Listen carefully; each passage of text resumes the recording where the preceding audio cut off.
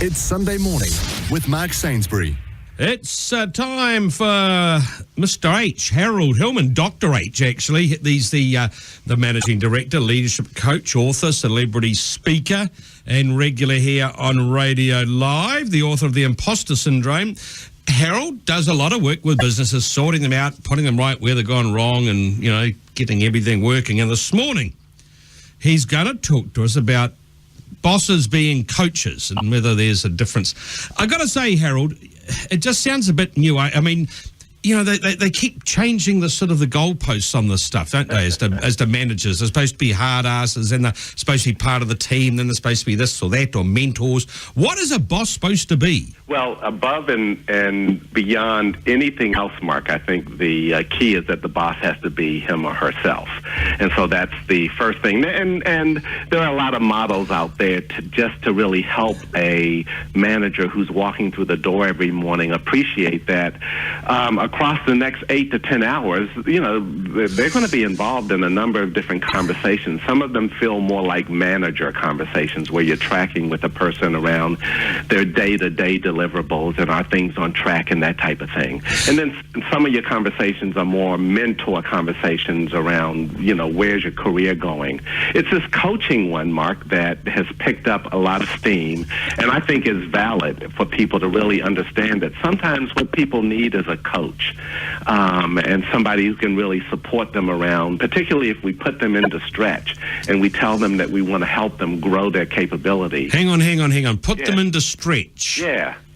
What's that mean? Just stretching your own talents and abilities and things? Well, it is. It's like when somebody perhaps has gotten a little bit too comfortable in their current role so that they don't even have to think about it anymore. It's so easy that there's no challenge associated with it. And what I would suggest to your listeners, anybody who is managing someone else or a whole team, is you've got to keep that person in stretch, meaning that you've got to build some challenge into their role. They're going to be required to do something different in the next 6 months, or be a certain type of a leader, or influence relationships differently. And so if we put people in stretch, it's good to run alongside them, just like we position a coach doing so on the sports field, where they can hear our voice, they can hear encouragement, they can take our advice on where they need to do some things differently, but we are affirming their progress as they move along. Because not everyone sort of gets the stretch, do they? I mean, it can be, for some people, it'd be quite challenging, and it could, you know, in fact, instead of building them up, could even damage their confidence. It could be, Mark. Here's where the coaching part comes into play. When we tell someone that we are intentionally trying to grow their capability, so we are going to put them into stretch, the biggest thing that sometimes works against them is their own confidence.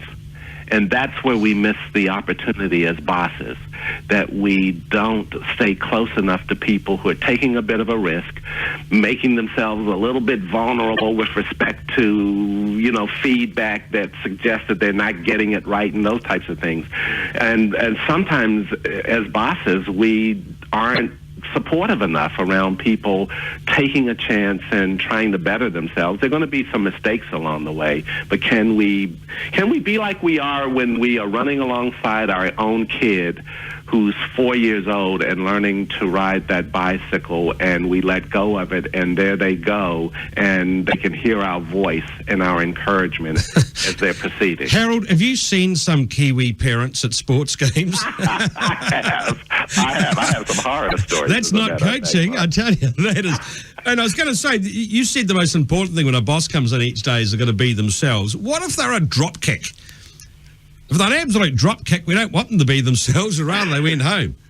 You're talking about a person who is on the team who is just not working out? Well, I know if your boss, you know, you're saying the important thing, when a boss arrives at work, for a start, they're going to be themselves. Yeah. Sometimes we work with people you rather they weren't themselves, to be perfectly honest. But I suppose that's a problem for another day. You believe in this coaching thing, don't you? It's a challenge. And look, I just wanted to leave your listeners with the thought that sometimes it helps staying getting a little bit closer to somebody who you're asking to step up to a bigger set of responsibilities, and just stay in their ear, help them focus on short wins, and be a supportive and helpful voice. We could use a little bit more of that in our management styles in general. Hey, Harold, do we react better to someone we respect or to someone we fear?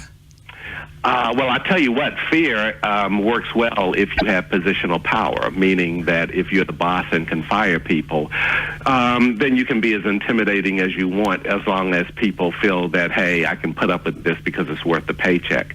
But if you really want long-term commitment and people following you out because they believe it versus they fear the consequences, then you've got to work a whole lot more at engaging and connecting with people, not out of fear. That's the easiest type of leadership, is to intimidate people by virtue of your positional power. That's not leadership. That's just abuse of rank. So how should people deal with it? Because I hear that a lot from people. They go, oh, look, I hate my work, I hate my boss, and, it's a climate of fear.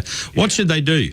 Well, I think for all of us walking into the workplace each day, we've got to remember we're walking in as adults, and I talk to a lot of people about not being victims going into a place where you spend the majority of your day, and for some people the majority of your life.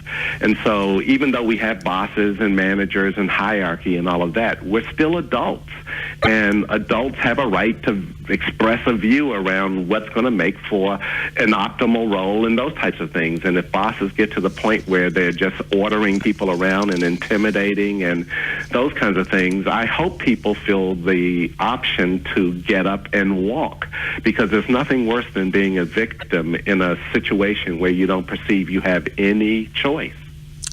Good one. Good thoughts. Good thoughts, Harold. Look forward to talking to you again next week. And don't forget, if you want to check out Harold, his website is www.sigmoidcurve.com, SIGMOID curve.com, or follow him on Twitter at Dr. Harold Hillman, 2 L's. Hey, thanks, Harold. We'll talk to you next week.